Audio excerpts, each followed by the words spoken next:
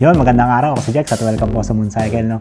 So today, review natin or discuss natin kung ano yung mga meron or ano yung specs and features ng Kymco Dink S150, no? Pero bago yan, review muna natin kung bakit itong motor na to yung napili din natin, no? So may experience na rin naman tayo sa Kymco. Naka-Kymco like na rin naman tayo before. Back in, I think, 2020. So 5 years old na rin yung Kymco natin. So far, maganda yung quality talaga nung Kymco. And kilala din naman kasi 'di ba ang Kymco sa mga first world countries. Pag nag-Hong Kong tayo, puro Kymco motor doon, Kymco SYM, ganun din sa Taiwan syempre. Even sa European countries, talagang ang Kymco nagna-number 1 yan pagdating sa mga small scooters doon. Kasabayan nga yan ng mga naka-Vespa, 'di ba? Pero kumbaga sa kanila more affordable, yet quality option nila yun doon. Kaya alam natin yung kalidad talaga ng Kymco.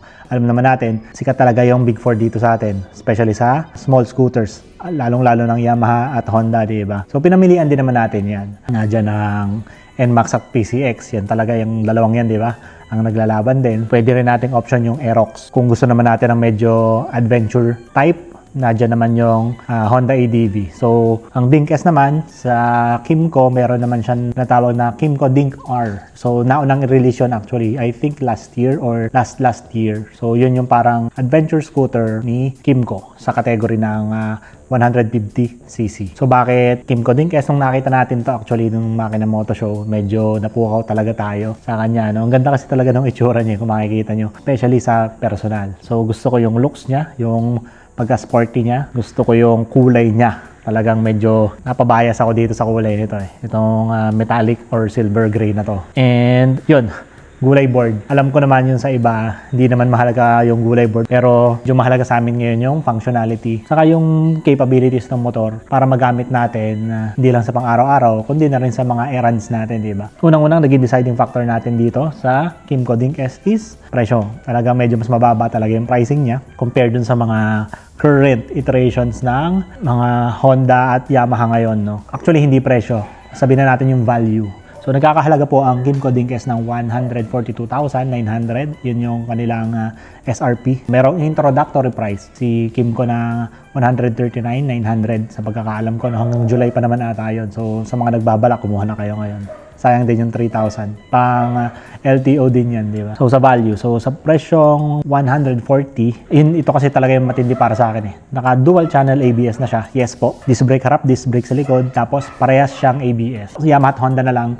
I don't think may nag-offer ng ganun ngayon. So, para po sa akin, malaking bagay yun. May magsasabi naman na hindi natin kailangan ng ABS sa gantong CC na scooter, diba? Argument din yan. Kasi yung previous Aerox ko, actually wala nga siyang may ABS ba yung Aerox natin? Yung Aerox na pula. Hindi ko lang sure. Naka-drum brake pa nga yung likod nun eh. Okay naman. Pero at the end of the day, ayun na mas pinaprioritize sa atin yung safety. Especially sa mga nangyayari ngayon, no? Tapos tiwala ka naman sa brand. Bakit hindi, diba? Sa mga nagpa-consider sa atin yan, yung dual channel ABS, meron na rin siyang traction control. Sa mga hindi po nakakalam ng traction control, may mga mas comprehensive reviews or videos yan sa YouTube or basic explanation dyan is pinipigilan niya yung mismatch ng ikot ng gulong mo pag nasa wet surfaces ka or medyo aangat yung motor mo. Yung traction is nakakontrol. Yung traction nung unang gulong mo at likod na gulong mo magsasabay. So, less skidding, less prone to accidents. So, nangyayari talaga yan pag madulas yung kalsada. Pag maulan or maalikabok. Correct nyo na lang ako. Pero parang ganun. Basta malaking tulong siya para maiwasan yung mga aksidente pag medyo naiba yung kondisyon ng kalsada. So, para sa akin, yung mga safety features na nakalagay na dyan, laking tulong po niyan para sa akin na gagamitin to as a daily motorcycle. Ipanggagana natin, ipanglalong ride natin. Ngayon, medyo kampante na ako na yung motor, tinutulungan na tayo, di ba? Na maging mas safe sa kalsada. Para sa akin, yan ang pinaka number 1 na kailangan natin sa motor. Ang isang wala dito, na meron na yung mga bagong motor ngayon, like NMAX, TechMax, tapos yung bagong PCX na Road Sync, is naka-TFT display na siya. Ako, mas pipiliin ko yung walang TFT display. Okay lang na naka-LCD, pero meron siyang dual channel ABS at traction control. Yon, mas priority ko yon. Sa katagalan yung TFT display, pakiramdam ko, kakasawaan ko rin naman tingnan yan eh. Pag nag-ride naman ako, doon ako nakatingin sa kalsada, di ba? Kung naka-TFT display to, yes, okay, wala. Masaya ako, mas gusto ko yon. Pero kung wala, ganun talaga. Kung lalagyan nila to ng TFT display, tapos tataasan nila yung presyo, Ay di doon na lang ako sa LCD. Tapos maganda naman yung klase ng LCD nito eh. And again, sabi ko nga, pagkatagalan yan, mga 2-3 months na ginagamit natin, hindi na natin yan mapapansin. Ang mapapansin na natin, di ba, yung ganda ng motor, yung pagka-smooth niya, yung engine niya, yung takbo niya, yung ergonomics niya, yung comfort. Tapos, sa unahan na tayo nakatingin, hindi na sa display. So, ayun. Mahalaga lang sa atin, yung basic na information is nakikita natin ng malinaw. So, basically yun, yung value talaga ng motor, yun yung nagpapukaw sa atin. Mag-lean towards dito sa Kymco Dink S. And, yung itsura niya, grabe, napaka-pogi, no? Ano tayo, gusto rin natin minsan unique tayo, diba? Parang wag namang Yamaha at Honda naman. And matagal na rin naman tayo nasa Kymco. So, iba gusto talaga Yamaha at Honda, naintindihan natin yan. Dahil sa spare parts and yung customization niya, diba? Okay, ang sa akin naman, unang-una, hindi ako mahilig mag-customize ng motor. So, kung ano yung nakalagay sa motor, kaya sinesearch natin maigi kung ano yung mga specs ng motor para pag pinili natin yun na talaga yun. Kasi yun yung nakakabit dun bago tayo mag-purchase. So, hindi tayo masyado mahilig mag-custom o maglagay ng kung ano-ano sa mga motor natin. The basics lang, yung mga top box. Actually, kahit mini driving light, hindi ako naglalagay. Pagdating naman sa spare parts, sa katagalan naman na natin sa Kymco, hindi naman tayo na problema sa spare parts na kailangan, no? Sa mga basic maintenance na parts niyan. Kailangan mo lang siyang sabihin in advance sa kasa kung saan ka bumili. Tapos, ang tagal na rin naman ng Kymco sa market. Alam din niya ng mga Kymco owners, di ba? Hindi naman talaga masyadong problema yan. Usually, ang mga nagsasabi nga daw ng mga mahirap ang spare parts ng Kymco is mga hindi naman Kymco users or siguro saglit naging Kymco users, ganyan. Pero kung long time Kymco user ka, okay naman daw. Yun din yung mga nababasa ko, no? So, kanya-kanya lang po yan. So, ako, personal experience ko, okay naman yung naging experience natin sa Kymco as an owner. Ayun lang yung konting overview, no? So, diretso tayo ngayon sa specs and features ng Kymco Dink S. Tapos, mamaya walk around tayo. So, pagdating sa engine, so same engine po siya ng Kymco Dink R. Single overhead cam, 4-stroke, 4 valves na single cylinder. Naka-liquid cooled na rin po yan, no? Meron tayong radiator dito. Tapos, fuel injection, syempre, 149.8 cc na merong 11.2 kilowatts at 8,500 RPM at 13.2 Newton meters of torque sa 6,500 RPM. CVT transmission and meron siyang electric starter. Pagdating naman sa kanyang frame, meron siyang 146 kilograms. Medyo mas mabibigat po siya compared dun sa mga NMAX Aerox natin dyan. Makikita rin natin, bukod sa mas mabigat, mas mahaba po siya. Kadalasan po ng mga Kymco scooters, medyo mas mabibigat siya eh. Pero nabasa din natin at sabi din ng mga previous owners, mas mabigat siya dahil yung mga bakal or yung mga tubes na ginagamit dito sa mga Kymco scooters is mas malalaki, mas mabibigat. So, mas magana motor, mas mabilis, at mas fuel efficient. Mas mabigat na motor naman, syempre may mas mabagal siya. So, less fuel efficient kasi mas mabigat yung dinadala ng makina. Pero pagdating naman sa stability, mas maganda yung stability niya sa high-speed scenarios. Yun naman na itutulong nung mabigat na motor at mas mababang ground clearance na motor. Tapos, doon pa rin ako sa mas quality na bakal at mas mabigat na bakal. So, kung komportable ko naman dinadala to at hindi naman ako nabibigatan, kaya ko namang siyang manehuhin, doon tayo sa mas safe, sa mas matibay, di ba? So, aksidenteng mabangga ako to, alam ko na kayang-kaya ng motor. Tapos, nothing against Japanese motorcycles, napakatagal naman na ng mga Japanese motorcycles, di ba? Napansin ko talaga sa plastics ng Kymco, mas mas significant, mas matitibay, especially dito sa mga rough na plastics. Iba talaga yung kalidad na nilalagay nila dito, especially dito. Again, galing po ako sa Aerox. Gusto ko yung Aerox, masaya ako sa Aerox, no? Hindi ko siya binabash or anything. So, kaya yung iba nagpapalit, di ba? Ng brake levers. Kasi yung brake lever ng Aerox, hindi ko gusto eh. Pati yung pagka-squish niya, pag ini-squish mo siya. Actually, kahit yung NMAX, yung mga stock, di ba? So, kaya yung iba, nagpapalit talaga ng mga adjustable na brakes. So, ito, di ba? Mamaya papakita ko sa inyo. Adjustable na siya eh. Tapos, ang ganda nung quality pag hawak mo siya, pag pinepreno mo siya. So, yun, isa din sa mga considerations natin yan. Gusto natin, yung mga bagay na nahahawakan natin is of quality. Kasi pag nagmamotor tayo, di ba? Siyempre, lagi tayo nakahawak sa grips, saka sa preno. Yung dalawang lagi nating hawak. Kaya medyo importante sa atin na maganda yung quality ng mga yan. Dahil dyan yung, kumbaga, yan yung lagi nating hawak eh. Sense of premiumness sa motor natin. So, seat height niya, 783 mm. Meron siyang wheelbase na 1,374 at fuel tank na 7 liters. So, seat height, 783 mm. Yun, hindi siya masyadong, kumbaga, Pinoy friendly, sinasabi ng iba, no? Or kung medyo maliit yung height mo, hindi daw siya friendly. Pag natuto naman tayo ng 1 foot down method, lahat naman ng motor kakayanin na natin, di ba?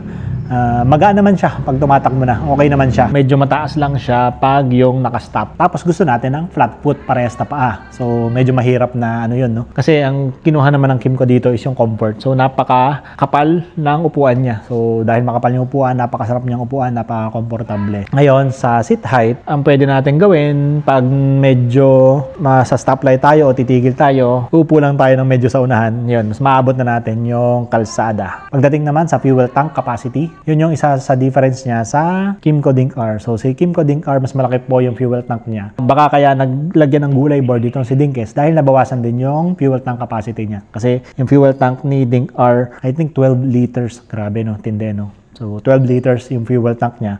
Umabot po siya dito hanggang sa parang floorboard. Kaya nagkaroon siya ng tunnel. Nag-shave si Kymco ng around 5 liters of fuel tank capacity. So, nalagyan niya tuloy ng gulay board. Para sa akin, 7 liters. Kymco claimed na 40 kilometers per liter. Solid na yun. Malayo-layo na yung mararating natin doon. Around 280 kilometers daw yun. Pero sabihin na natin na 35 yung maging average natin. So, mga 250 kilometers. Okay na yun, mga boss. Malayo-layo na yun. So, sa pang-araw-araw, kung ilo-long ride natin, sabay-sabay na rin kayo makakapagpagas ng mga kasama mo niyan. So, punta naman tayo sa tire size niya sa gulong. Sa front, meron siyang 120/70/13. Sa likod naman, meron siyang 130/70/13. So, both 13 inches yung gulong, harap at likod. Naka-Maxxis tires yan. So, matagal na rin ang Maxxis sa market. At subok na rin naman yan, no? So far, nung unang ride natin, sa first impressions, makapit naman siya. Pero dinaan naman natin sa lubak, okay naman. Mukhang makapit naman. Alloy pala yung kanyang mugs. Ang nagustuhan ko rin dito sa mugs niya, yung kulay ng mugs. Naka-bronze mugs na siya, no? Talagang, ganda. Talagang yung itsura talaga ng motor, solid na talaga eh. Out of the box. Telescopic yung kanyang front suspension. Meron din siyang double na rear shock. Sa unahan, meron siyang disc with Bosch 9.1 ABS and same din sa likod. Meron din siyang Bosch 9.1 na ABS disc type. Pedal type pa yung kanyang brakes. Tapos kung makikita natin, ang laki nung disc niya. 9.1 M ba naman, di ba? Napaka-pogi niya. Parang ganito na rin halos yung mga nakikita natin sa mga big bikes eh. Ayun, tapos nung mismong makina event show, talagang hinighlight ni Kymco yung kulay red na brake calipers, no? Mala Brembo ba? Ganun. Pero sa akin, okay, nakadagdag naman siya ng kapugian, no? Kasi yung, kung mapapansin natin dito sa Dink S na pangalan, yung S is kulay red. Nagsisignify ata yung S ng Street Fighter. Actually, sa website din ni Kymco, no? Dink S meaning Dink Street Fighter. Siguro yun yung significance ng red, no? Pagka-sporty niya. Wala namang additional na braking power or braking technology, ano? Kinulayan lang ng red. Nakadagdag nga naman ng kapugian. Kudos sa Kymco. Lahat ng ilaw niya is naka-LED na, no? So, punta tayo sa detailed looks ng motor, no? Pansin natin dito, meron siyang sporty dark windshield. Okay na rin kasi parang hindi babagay yung touring setup niya, no? Core adventure na windshield ko mas mataas. Hindi rin siya adjustable actually. Pampadagdag lang sa looks, pagiging maxi scooter niya. Pero actually parang nakatulong naman siya, although hindi siya magiging kasing effective na mag-block ng hangin tulad ng mga mas malalaking windshield ng mga adventure or touring scooters natin, no? Pero based sa looks, okay, pogi siya. Then may makakatulong yan, especially kung medyo mas maliliit yung mga riders. Kung maliit yung rider, yung doon siya papalo, pataas. And so ito yung sinasabi ko, ang haba talaga nung motor, pag titingnan natin. Pogi talaga nung motor din, kahit dito sa view na to. Kung mapapansin nyo to, may extension na rin yung sa tapalodo niya para sa radiator. Kasi parang isang concern yun ng Dink-R. Kanyang radiator is nakaharap pauna. Yes, medyo papasok talaga yung dumi doon. Ang mangyayari nga lang, matatakloban itong tapalodo, no? So nilagyan nila ng tapalodo extension yan. So di ba? Pag dito sa front view, napaka-pogi, no? So lahat yan LED na. So ito nga yung smoke na windscreen. Meron din siyang parang faux carbon dito na look, Kymco badge. Actually, yung look ng Kymco na to, para sa akin medyo unique siya sa Kymco branding eh. Usually, mga Japanese motorcycles yung mahilig sa mga matatapang, parang robot niyan. Medyo pointy. Nakakasanayan ko siguro yung mga Kymco medyo classic, or kung meron man sila mga gantong scooter, medyo hindi ganitong katatapang. All LEDs, lahat ng ilaw niya, harap at likod. Pinapansin tayo dito, bakante lang siya. Pero kung gusto natin magpalagay ng mga dashcam or yung mga motorcycle cameras yan, dito natin yan ilalagay. And kung mapansin natin, narito yung kanyang radiator. Dito, paharap yung radiator, yung iba kasi nasa gilid na, diba? Siyempre, para maiwasan yung magpasok ng dumi. Ang maganda lang na ginawa ni Kymco dito, lagyan niya nitong parang tapalodo extension, yan, no? Accessory na siya, hindi mo na kailangan bilhin pa ng hiwalay. Ang alam ko yung Dink-R kasi wala pa nito, no? Maligtad, no? Si Dink-R pa naman yung parang adventure, scooter siya yung wala niyan. Pagdating sa forks, telescopic forks, napakakapal. Solid niyan. Preno, naka-ABS na, pedal type. Halos kainin na nung circumference ng front disc yung itsura ng gulong. Brembo, Kimco, red brake calipers. Kulay bronze ang ating mags. So maganda dito yung pito niya, panghangin na ng gulong, naka-offset na.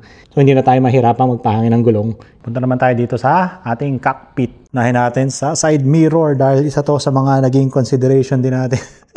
Hindi, pero gustong-gusto ko talaga yung side mirrors ng mga Kymco scooters, no. Ito parang ito na nga rin yung ginagamit nila sa mga big bike scooters nila sa Exciting tsaka sa AK550. Plastic siya pero sobrang hard plastic. Tigas, talaga hindi mo napapalitan yan. So ito yung kanyang grips. Ang ganda. Makapal, sakto lang, tapos mahaba. Yes, ang ganda ng quality, yung sarap hawakan. Then, meron na rin siyang bar end. Tapos yung kanyang brake levers, napaka-solid. Ang kapal na. Parang hindi mo napapalitan to. Sayang lang. Ako prefer ko sana kung black, pero bumagay naman sa itsura niya. Sige, okay lang. Basta maganda at mahalaga, maganda na rin yung quality ng kanyang brake levers. Siyempre, nagkaroon na rin naman tayo ng iba't ibang motor, iba't ibang scooters, nagkaroon na rin ng big bike, pero para sa akin, isa to sa mga magagandang brake levers na nahawakan natin. And adjustable pa yan. Yan o. Meron siyang 4 levels. Para ma-adjust natin, forward mo lang yan. Yan. Lilipat mo na siya to sa 1, 2, 3, 4 levels. Kung gaano siya ka-stiff. Tapos ito naman yung mga buttons natin. Papaliwanag natin mamaya. Buttons, kaliwat kanan. Meron siyang USB charging na nakatago dito. Type A pa rin yan. Ang galing, no? Talino nila dito. No? Tapos nakatago. Tapos merong hole naman yan para dun sa kable. Meron siyang glove box dito na malalim. So, nadun yung susi natin. For review purposes lang naman. Keyless po ang ating Kymco Dink S150. So, para ma-start, pag malapit yung susi, parang may 1.5 meters, dapat malapit ka doon. Pindutin mo lang to. Yan, tutunog na to. Para ma-start mo, so nasa off siya ngayon. Unahin na natin tong gas tank.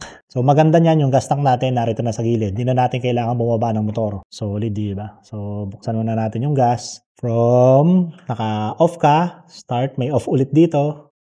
Kanan lang, ayan, mag-open na. May spring-loaded na yung ating gas cap, kaya hindi na natin kailangang hawak-hawakan pa. Yon, 7 liters of gas tank capacity. Press mo lang ulit. Para mabuksan naman yung upuan, off mo lang ulit, tapos pa-left naman. Medyo matigas lang siya actually. Bubuksan natin ang napakalaki at napakalawak na compartment. Sobrang solid, no? Sobrang functional ng Kymco Dink S, no? Kaya talaga nagpa-consider na ito yung kunin natin. So, narito yung kanyang batteries. And tara, subukan natin maglagay ng full face helmet dito kung kakasya. Kasi yung half face, wag nyo nang tanungin. Sure, kasya to. Ang question lang natin is kung kasya yung full face. Kasi karamihan po ng mga motor, di ba? Hindi talaga kasya yung full face. So ito, ating Aero Conor na helmet na meron pang helmet mount. So check natin kung kakasya sa ganitong orientation. Grabe, oh. Tingin ko itong helmet mount lang yung medyo challenging dyan. Kung hindi man siya magkasya. Check natin kung may isasara. Hindi natin na isara. Bilang orientation. Check natin. Ayaw pa rin. Meron kasi tayo nitong action cam mount eh. Tapos medyo actually itong Aero Conor natin, malaki-laking helmet yan. Yeah, sige. Subok pa tayo ng isa pang helmet natin. Subukan natin itong ating HJC na V10. Ito, medyo slim na helmet profile na to, no? Pag ito, hindi ko masya. Medyo mahirapan na talaga yung ibang full face helmet dyan. Sana naman ay magkasya. Uy, kasya. Yon, nasaraduhan natin. Solid, di ba? Full face helmet. Kasya sa under seat compartment. So, kung dalawa kayo ni OBR, meron kayong isang helmet na may lalagay dito, tapos pag napalagyan natin ng top box, di ba? Wala na tayong helmet na bitbit. Para malak naman natin yung ating manibela, dali na natin sa pinaka side, pakaliwa. Meron dito, pipindutin lang natin siya. Yon, nakalak na siya. Tapos from that position, hindi ulit natin mabuksan itong compartment. Problema lang natin yung ba't hindi natin mabuksan. Yun, nabuksan natin pero medyo nahirapan tayong buksan doon. Tanggalan ng paint. Baka pag sobrang sikip, mahirap siyang buksan. Actually, hindi siya ganun ka-smooth buksan eh. Itong ating compartment, no? Subukan ulit natin. Pero mas nahirapan tayo nung may laman. Ayun, no? Medyo may struggle. Kaya nakakatakot din. I-inquire natin sa Kymco yan. Pagpatay, magpa-park tayo. Pindutin nyo lang. Gulay board. Isa sa mga nagpatuwa sa atin dito is itong kanyang gulay board, no? Napaka-solid, no? Lawak. So size 11 na paa. Yan, kasyang-kasya. Pasensya na po sa madumi kong tsinelas. Yan, size 11 po yan. Kasyang-kasya yung ano natin, ating paa dyan. Meron parang matitigas na part dito. So pang grip yan ng mga paa natin. No? So, ang ganda ng quality. Sobrang tigas talaga ng quality ng mga plastics na ginamit ng Kymco dito. Laking tulong nito, ang dami natin may kakarga dyan. Tapos dito, sa medyo upuan, meron siyang hook. Nakalagay dyan, maximum capacity, 3 kilograms. Meron tayo pang sabitan ng pinamili natin, pulutan. Sabitan ng ano to, isang case, ganun ba? Ganun ba yun? Sa quality naman ng upuan, ako, grabe. Again, matagal na po tayo naka-Kymco at ito yung isa sa mga pinaka-nagustuhan natin sa mga Kymco, no? Yung kanilang upuan. Napakalambot. Saka ito, napakalapad. Kay OBR yan. Maganda rin yung quality ng kanyang upuan. Medyo pa-slant lang siya ng kaunti, no? Pero meron naman parang stopper si OBR dito. And ang maganda dito, ramdam natin to eh. Yung parang sumasalo dito sa lower back natin pag nakaupo tayo, no? Parang stopper siya. So para ka talagang nakaupo sa maganda at komportableng upuan. So, meron siyang handlebar na maganda yung quality. Parang hardened alloy ito. Hindi ko lang alam kung okay itong installan ng top box pero tingin ko wag.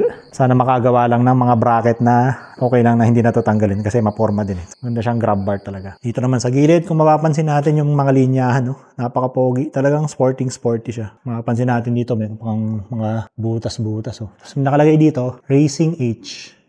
Kasi sa ibang bansa po, ang pangalan ng Dink S is Racing H. Hindi ko lang alam kung bakit hindi Racing H pa yung ginawa nila dito. Ano? So, minimalistic lang siya. Wala siya masyadong graphics, walang masyadong stickers. Actually, ang nakita ko lang na sticker dito ay itong 150. Tapos itong Dink S yung nakalagay dito. Ito yung naka-emboss. And yung S natin is kulay red.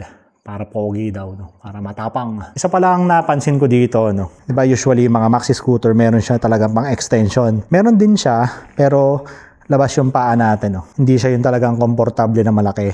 Yung may extend mo yung paa mo, tapos hindi siya talaga extended tulad nung sa NMAX or sa ADV. Kasi maliit lang yung mapapatungan ng paa ko dito. Kasi medyo mataba to. Tingin ko ito yung bulk ng gas tank natin. Medyo tumaba. So, okay na din, at least may gulay board naman tayo. Kung ano-anong pwesto ng paa yung magagawa natin dyan pag nakangawit. Yan, pwede rin nakaganyan. Tayo dito sa likod. Malawak din yung tapolodo sa likod. Shoutout Archway, thank you very much. Archway San Pablo. Ayan, dyan po natin, nilalabas yung ating unit. Nag-reserve pa tayo, makina pa lang. Tapos lumabas siya 2 months or 2.5 months after. Ito yung kanyang signal light. Hindi pa siya integrated dito sa tail light. Tapos meron din siya ng tinatawag na emergency braking system. So pag biglaan tayong pumreno dahil siguro may tumawid or may aksidenteng nangyari sa harapan natin, biglang pumreno yung nasa harapan natin, magbiblink po yan para i-warn yung nasa likod natin na nagkaroon tayo ng emergency brake or may nangyari sa unahan natin. Again, safety feature na naman ng Kymco, no? Napaka-solid. Ito yung kanyang dual shock system. Sa likod, yan, makapal yan. So, hindi na natin papalitan yan, no? Tetest lang natin kung matagtag ba, maganda ba yung play, etc. Pero based naman sa quality at tingin natin, kung okay naman. Check lang din natin kung adjustable siya, no? Kanyang panggilid. Parang hindi plastic, oh. Actually, talagang medyo, kaya matindi rin yung weight ng Kymco kasi yung mga ginagamit talaga nilang material dito is dekalidad talaga. Yan, no? Hindi siya plastic. Plastic itong nasa ibabaw, pero dito, yung sa bell, saka sa panggilid, hindi siya plastic. Siyempre, meron tayong center stand, tapos kill switch side stand. So, basta magsa-side stand tayo, mamamatay po yung makina natin for emergency or safety purposes doon. And ang kagandahan dito, kita nyo to, yan, small detail, no, pero napakagaling. Sa side stand niya, meron pa siyang parang rubber stopper dito na ang kapal. Hindi babangga yung side stand natin dito sa bakal din. So maiwasan or yung pagkaskas nito, magtatagal magkalawang, di ba? Small details yan pero very good Kymco. Ang ating foot peg, passenger foot peg, di ba? Integrated na rin siya doon sa design. Nung una lang, nahihirapan lang ako dito na ibalik kasi parang nangyayari, yan, pipindutin mo siya. Tapos pag ibabalik mo, akala ko pinipindot din. Yun pala, para lang siyang may magnet. Yun. Diba? Pagka pindot mo, lagay mo lang siyang ganan. Smooth lang, ma-magnetize na siya. Magnetize! Punta na ngayon tayo dito sa kanyang LCD na dashboard para ma-access yun. Again, buksan natin to. Tayo sa gitna. Yan. Mag-on yan. So, meron siyang tatlong malaking LCD dashboard. So, nasa gitna yung ating speed. Speed lang talaga makikita mo dyan, no? At ito naman sa kabila, makikita natin yung ating RPM. Kapansin nyo ba yun hanggang 5 lang? Kasi, pag umabot siya ng 6,000, 7,000, to 12,000 RPM, yan, pupunta siya sa kabila. Solid, no? Hindi ko napansin yan. Ngayon ka lang nakita. Pero hindi ko pa nakikita na lumagpas dito. Makikita natin dito yung temperature, trip meter, tapos naka-on pa yung parang alert ng traction control, engine, taka ABS. Mawawala yan pag na-under na yung motor. Dito naman sa kabila, yun nga, yung continuation ng ating RPM, yung oras, napakalaki, di ba? At yung fuel capacity, kung ilan pa yung gasolina natin. Para ma-navigate mo ito, nasa left-hand side mo, pindutin mo lang to up, down. Meron syempre tayong voltmeter, change oil, kilometer yan, no? Ito yung trip meter natin, then total odometers. Yun lang naman yung mahalaga natin information dyan, no? Ito namang button sa gitna na to is para ma-reset natin yung mga trip meter natin. Ito nga pala is kailangan nating i-on at i-off yung ilaw. Hindi pa siya automatic na bukas yung ilaw. Pero meron siyang DRLs, pero yung pinaka-headlight natin dapat i-on at i-off pa rin natin. Tapos dito naman, syempre yung ating ignition. Actually, kakaiba yung hazard nito. Pag inangat mo to, yun ang hazard niya. Yan, naka-hazard na siya ngayon. Iangat mo itong ating on-off switch. Dito naman sa kabila, pansin natin, narito yung kanyang traction control button, yung kanyang passing light, tapos highlight, low light, tapos left turn, right turn signal. Gusto ko lang sanang hindi nila tinanggal actually dito sa Kymco, no? Kadalasan kasi ang Kymco, pag nag-signal ka ng left, right, natunog yan, meron yan tak, tak, tak, tak, tak, tak, tak. Yung Kymco like natin meron ganun eh. Ngayon, tinanggal na nila. Ewan ko kung bakit. Ako gusto ko yun. So yun, basically yun lang naman yung dash natin at yun lang yung gusto natin, no, sa dash. Basta basic, basta nagagamit natin. Yun, hindi ko pala napakita, no. Narito yung kanyang dipstick, pag-check ng ating oil. Tapos yung kanyang likod na brakes is, yun nga, naka-disc brake din. ABS din yan. So, dual channel ABS. Tapos, kapal ng swing arm mo. Tapos, syempre, pula din yung brake caliper sa likod. Meron tayong Maxxis na gulong. Yan, bago pa nga. 120, 70-13 sa harap. 130, 70-13 sa likod. Yung ang ating Kymco Dink S150.